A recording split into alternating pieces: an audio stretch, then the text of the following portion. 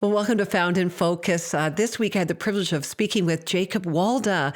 Jacob is the president of Timothy Generation Ministries. He's written a book that's really powerful, but Jacob shares his life story. If you know anything about Jacob, you might not know his whole story. And so I encourage you to go to the Found podcast and hear Jacob's story.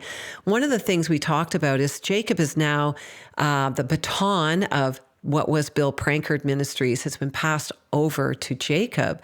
And Jacob shares how he's learned so much from Bill, who is this older, mature man in the Lord and end of age, and all that he's learned from him, and this beautiful unity that can and should be had between generations.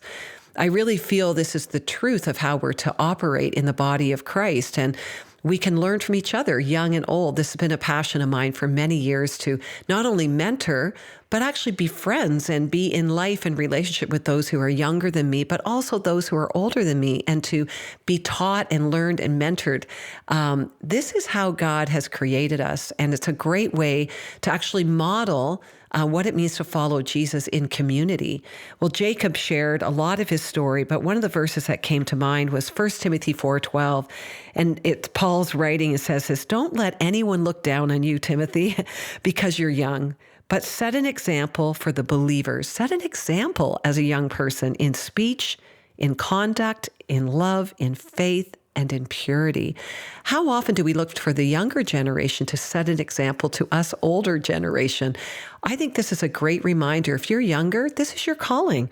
Set an example to us older people in how you talk and how you live your life, how you love, and what your faith and purity looks like. And for us older generation, I'm putting myself right there, set an example to those who are young by the way you live your life, by how you love others.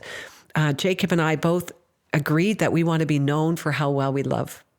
You can be known for the things you do or maybe the things you have accomplished, but we all know, and we're learning in this series on identity, that you're not defined by what you do, but your character will define you. And we should be defined by and identified by people of love, people of faith, people of good conduct, people of purity.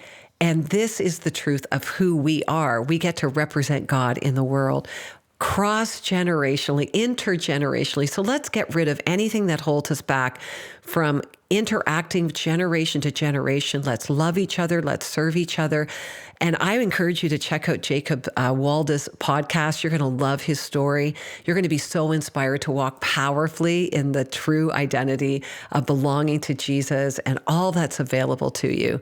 So check out that podcast this week with Jacob Walda.